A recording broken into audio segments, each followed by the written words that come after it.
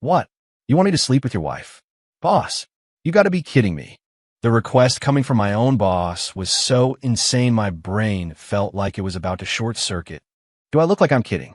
When it's done, that condo of mine at the Azure Point is yours. I'll sign the deed over. He said it from the back seat of the car, his face dead serious. I couldn't imagine it, couldn't wrap my head around it. What kind of man asks someone to sleep with his own wife? Seriously, Mr. Thorne, stop messing with me. Did I do something to tick you off? I'd been Marcus Thorne's driver for 5 years. I didn't want to lose this job over some misunderstanding. Leo, I'll be straight with you, he said, pulling out a pack of cigarettes and offering me one. He even lit it for me before continuing. I want a divorce, but I don't want to split our assets. Get it? I got it, but that didn't make it any less crazy. I just took a shaky drag from the cigarette, too stunned to reply. Seeing my silence, Marcus pressed on. Come on, Leo. Are you telling me you don't want to? I knew what he meant. His wife, Isabel Thorne, was a local legend. Even in her early 30s, she was perfectly preserved, looking more like a girl in her 20s.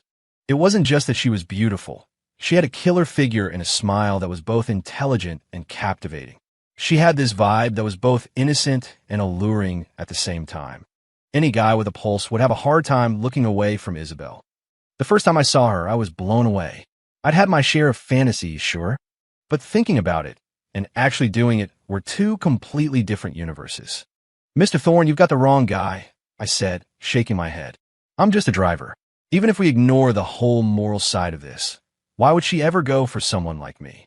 Marcus actually laughed. I was her father's driver when I first met her, and I still managed to win her over, didn't I?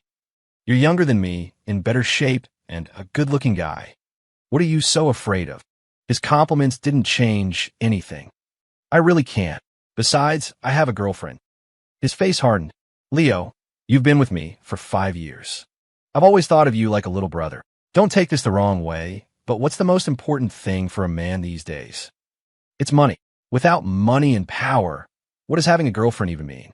Sooner or later, she's just going to leave you for someone who has it. A knot formed in my stomach. I don't get it. Mrs. Thorne is gorgeous. She comes from a good family. Why would you? You haven't noticed there's a problem with our marriage? He asked, taking a long drag. I froze, then a thought hit me. You mean? No kids. I won't lie to you, Leo, he said, his voice dropping. Our genes are incompatible. We can never have a child together. That was a new one for me. What do you mean, incompatible? It means I can have kids with any other woman, just not her. And she can have kids with any other man, just not me. Have you seen a doctor? I asked, trying to grasp it. Modern medicine is incredible these days. Marcus nodded grimly. We've seen everyone. There's no cure. I can't let the Thorne family line end with me. He flicked his cigarette, but out the window. Look, on top of the Azure Point condo, I'll throw in a nice car when it's done. Or I could just give you $50,000 in cash. Your choice. He was serious. My mind went numb. Even in a mid-sized city like ours, that condo was worth at least $500,000. All told, he was offering over $500,000. Go home and think about it, Marcus said, his tone final. Give me an answer tomorrow morning. He got out of the car and walked into his massive villa, leaving me behind. I just sat there, my mind reeling. The temptation was enormous. On my salary, I never saved that much money in my entire lifetime. I'll admit it, I was tempted, but I was still terrified. When I got back to my apartment, I found my girlfriend, Jenna, throwing up in the bathroom. Jenna, what's wrong? I asked, knocking on the door. She came out a minute later, holding a pregnancy test. See for yourself. I looked at the little plastic stick. 2 pink lines. My mind went blank. What does 2 lines mean? She rolled her eyes. It means you're going to be a dad, you idiot. A wave of pure joy washed over me, and I swept her up in my arms. Really, put me down, she said, her tone suddenly serious. You're going to be a father. That means you need to work even harder to make money. I nodded, but the joy was already being replaced by a heavy weight in my chest. I made $8,000 a month driving for Marcus, with maybe a $2,000 bonus at the end of the year. Even if I was glued to that driver's seat 24/7, I was barely clearing $40,000 a year. Jenna, I sighed, I need to tell you something. I am listening. I took a deep breath. There's an opportunity to make over $500,000. Do you think I should take it? Her eyes widened. How much? $500,000. To be exact, I clarified, it's a condo at the Azure Point and $50,000 in cash or a car of the same value. Is it your boss? She asked, her face lighting up. After 5 years, is he finally promoting you? I nodded, then shook my head. It's about him, yeah, but it has nothing to do with a promotion. Just spit out already. So I told her. I told her exactly what Marcus Thorne wanted me to do. Jenna stared at me, her mouth hanging open, and said nothing for a long time. I know, it's messed up, I said quickly. It was just. Hearing you're pregnant made me even consider it for a second. Forget it. I'll call him right now and turn him down. I pulled out my phone, already trying to figure out what to say. Jenna snatched it out of my hand. If you turn him down, do you really think you'll still have a job tomorrow? Her words hit me like a punch to the gut. I'd thought about that too, but hadn't let myself dwell on it. So what do? I groaned. If I do it, I'll hate myself. If I don't, I'm probably unemployed. Jenna was quiet for a moment. Then she clenched her jaw. Do it. It's $500,000. Why wouldn't you? Il sert de here, stunned. Did you not hear what he wants me to do? So you sleep with his wife, she said, shrugging. What's the big deal? It's not like you're losing anything. I'm not losing anything, I stammered. But what about you? Aren't you jealous? What good would being jealous do? She shot back. We have a baby on the way. Did you want to get married and raise our kid in this tiny apartment? Even if I said yes, do you think my parents would ever agree to that? Her words silenced me. She was right. Even if she didn't care, her parents would never approve.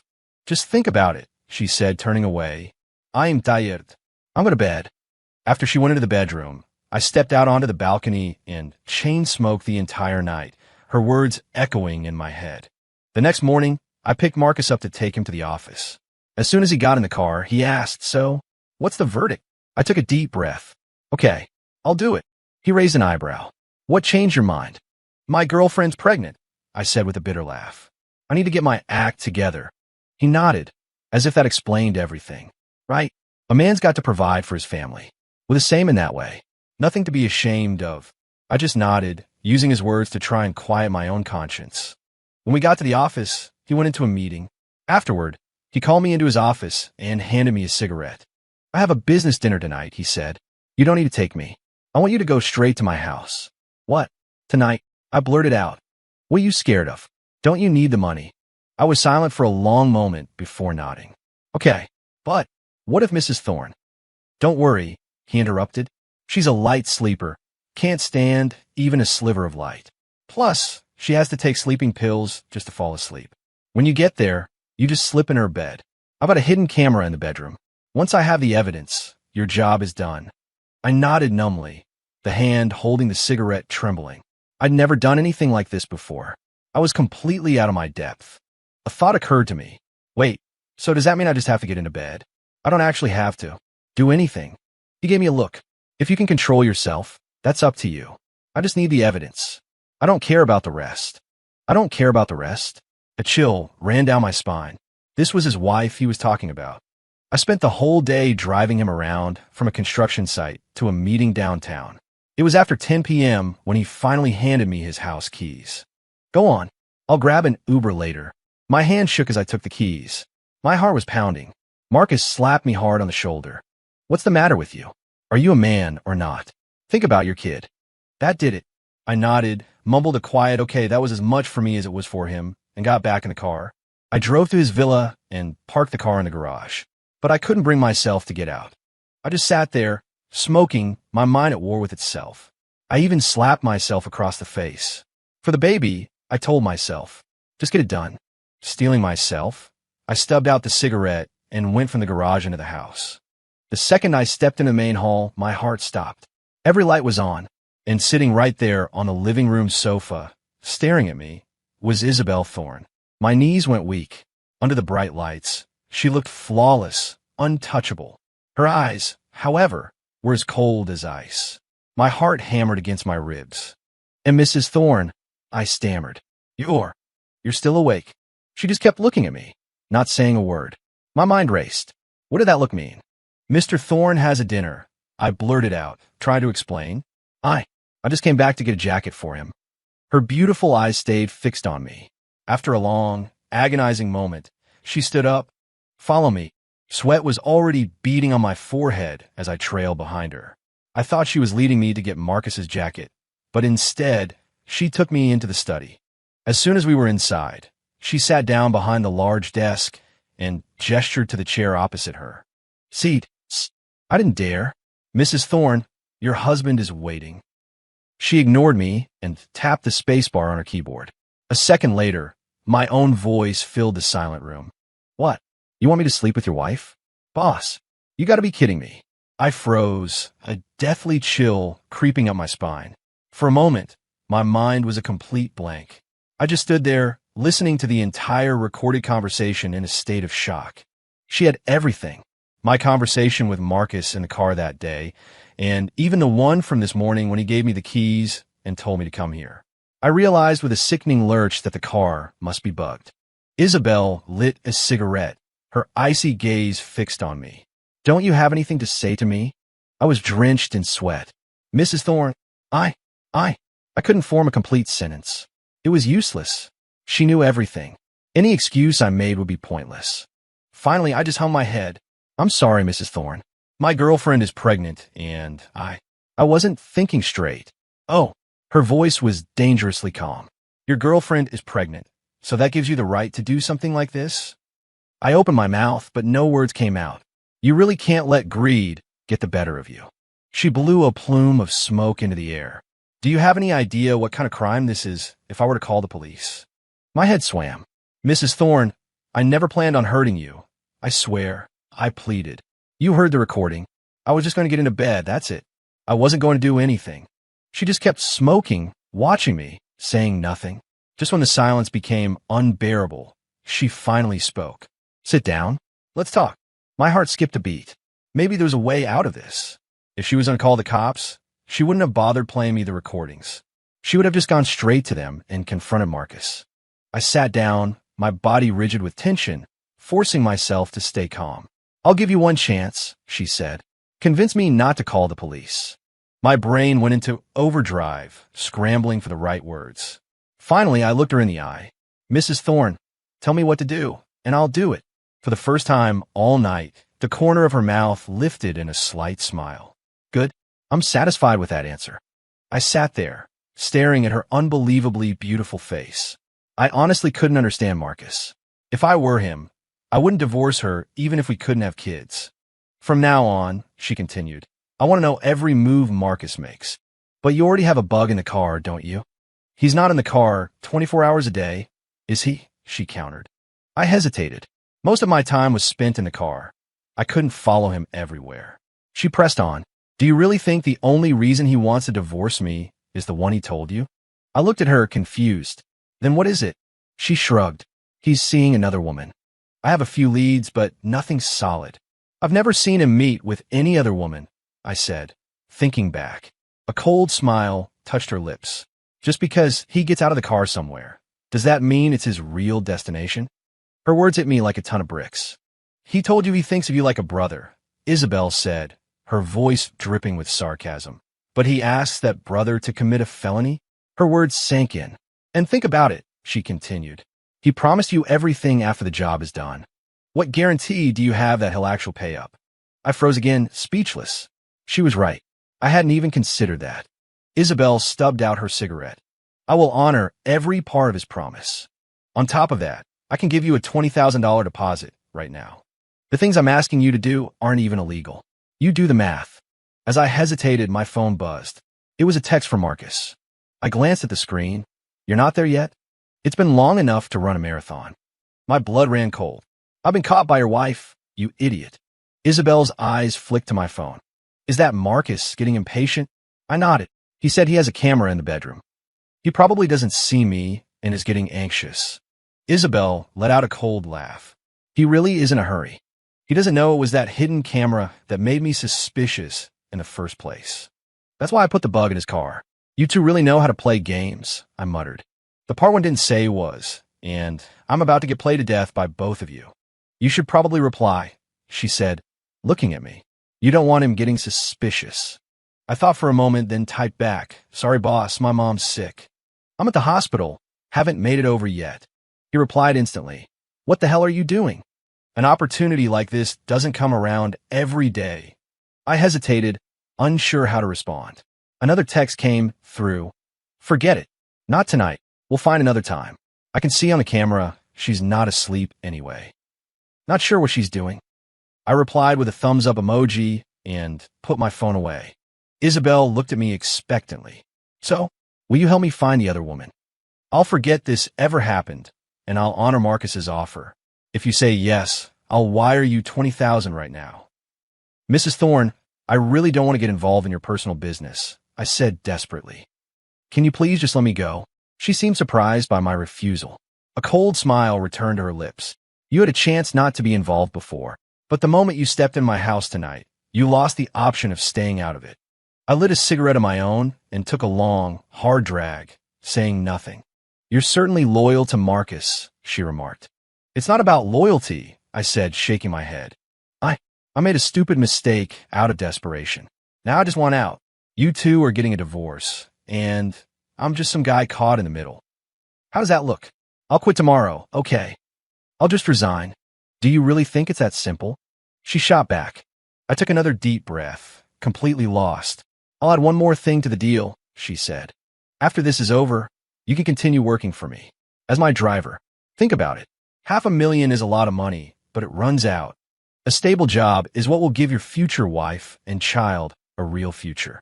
That's the best I can offer. If you're still not interested, then forget it. I don't like forcing people.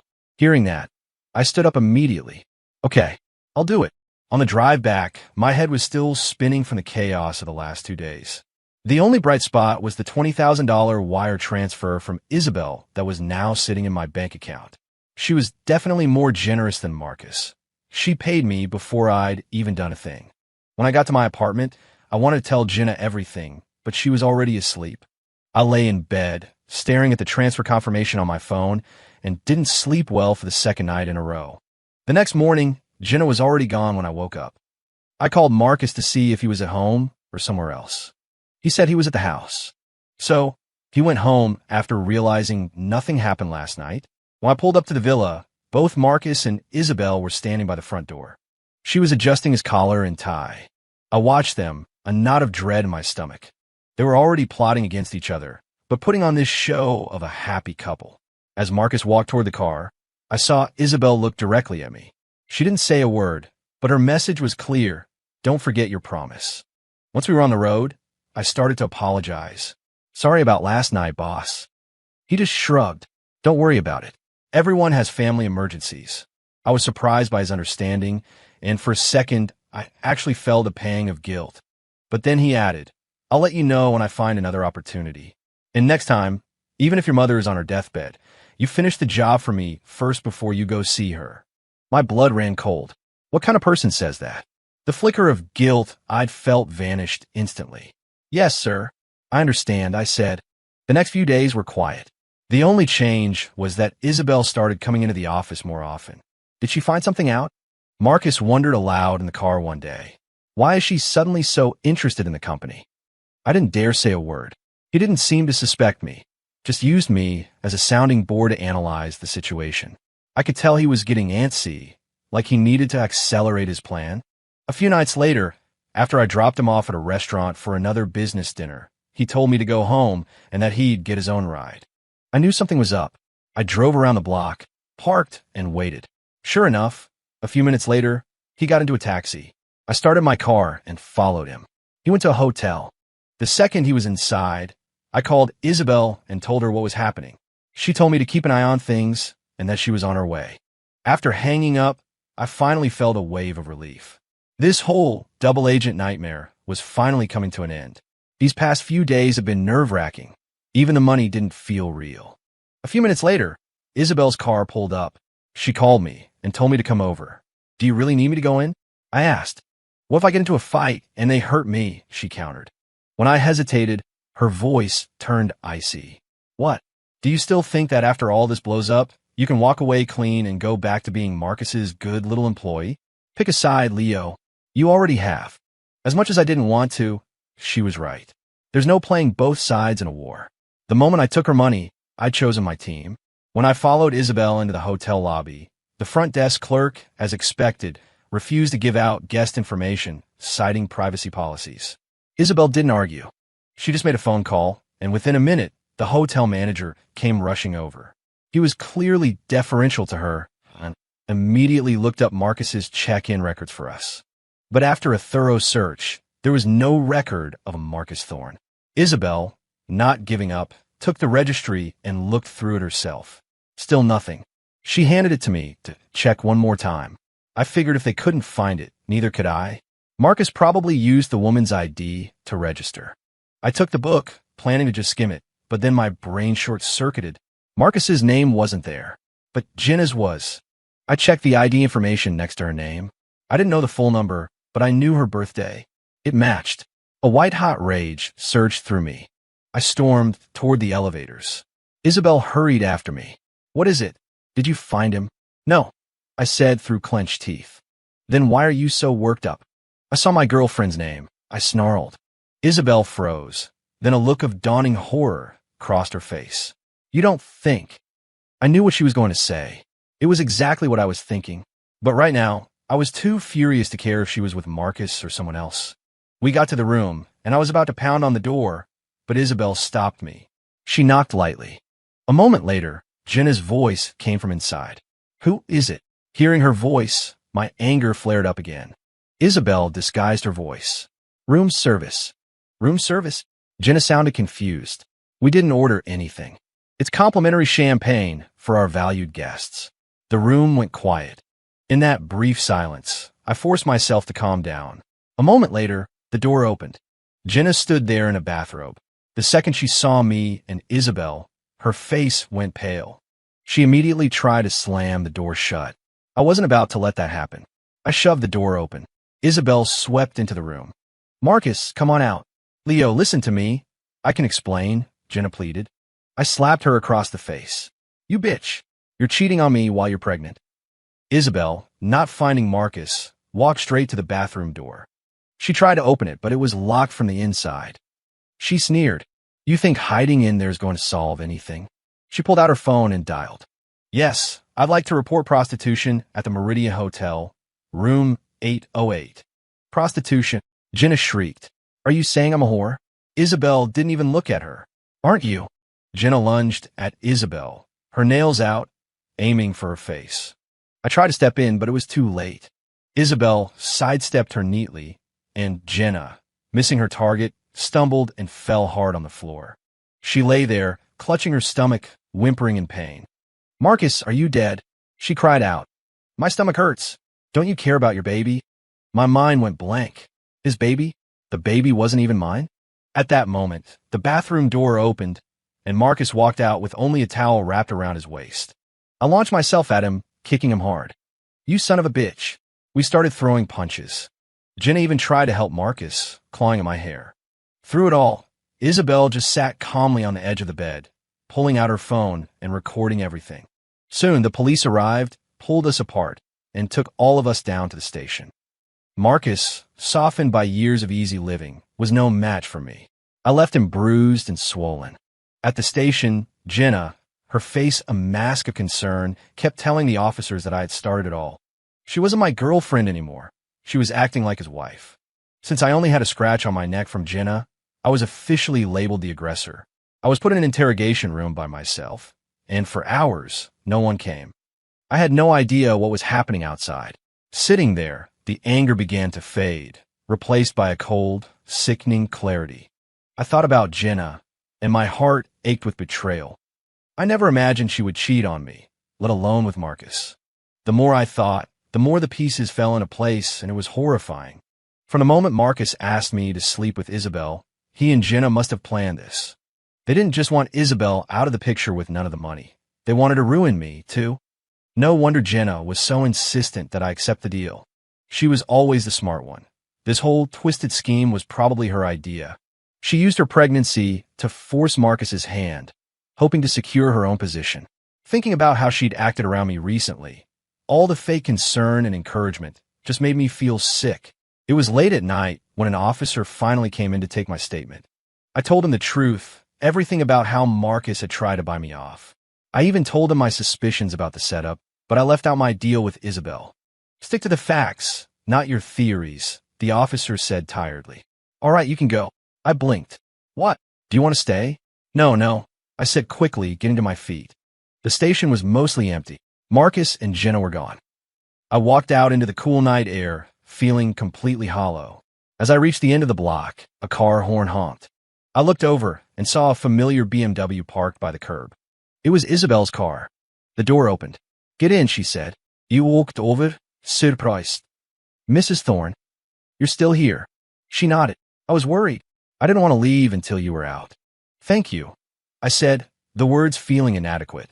In this whole mess, she was the only one who had shown me any kindness. As we drove away, I asked, where are Marcus and Jenna? Jenna had a miscarriage, she said calmly, and Marcus was hurt pretty badly. They're both at the hospital. A miscarriage? I repeated, a strange feeling washing over me. Don't worry about it, she said. I explained to the police that she got emotional and threw herself into the fight. Even if they decide you're partly responsible, it's just a matter of money. I'll take care of it. When I didn't respond, she added, and don't worry, it won't come out of the money I promised you. I'll cover it. It's not that, I said, shaking my head. Then what is it? She asked, glancing at me. Still not over it. I figured some time in a holding cell would help you clear your head. I took a deep breath and lit a cigarette. Oh, my head is clear. I see now that they were working together to screw us both over. Isabel actually smiled. You're not as dumb as you look. A question that had been nagging me came to the surface. Is it true that you two can't have children? Isabel was quiet for a moment before she finally nodded. Yes, it's true. Genetic incompatibility. Marcus didn't lie to you about that. That's why he was so desperate to kick me out when his mistress got pregnant. But they were dreaming if they thought it would be that easy. Her words confirmed my suspicions. I just nodded. When she dropped me off at my apartment building, she said, why don't you take a few days off? Then you can come back to work. I looked at her, confused. Work? Did you forget what I told you? She said, I'm kicking Marcus out of the company. From now on, you'll be my driver. I remembered, of course, but I didn't think she was serious. But if you don't want the job, I won't force you, she added. And the other things I promised you still stand. No, I want it, I said immediately. I definitely want it, and I don't need any time off. I can start any time. And about the condo and the car, I don't want any of it. Just having a stable job is more than enough. Thank you. She looked at me, surprised. That's over $500,000. I only considered it because I thought Jenna was having my baby, I said with a bitter smile. Now, what I need all that money for? Besides, it was never really mine to begin with. Are you sure? She asked, her eyes searching mine. I'm taking you at your word. I pulled out my phone, opened my banking app, and sent the $20,000 back to her. I'm sure. I don't want this either. She studied me for a long moment, then took a deep breath. All right, pick me up tomorrow morning for work. Don't be late. I nodded, got out, and watched her drive away before heading upstairs. Back in the empty apartment, a wave of loneliness washed over me. I immediately started packing my things. I'd find a new place tomorrow. It was time for a clean break. The next day, I left the apartment with my suitcase in tow. I took a taxi to the hotel to pick up the company car and then drove to Isabel's villa. She was just walking out as I pulled up. Today, she was all business, dressed in a sharp pantsuit, looking every bit the powerful executive. She handed me the keys to her BMW. You'll drive my car from now on. We'll get rid of the other one later. I nodded and moved my suitcase from the trunk of the old car to hers. What's this? She asked, frowning. Before I could answer, she nodded in understanding. Good. It's best to leave that place behind. Put your suitcase in my trunk for now. I'll arrange for a room for you in the company dorms. I thanked her, thinking that in 5 years, Marcus had never once offered me company housing. Isabel was already a world's better boss. When we got to the office, I was about to wait in the car. You're coming up too, she said. Me? I'm just the driver. What'd I do up there?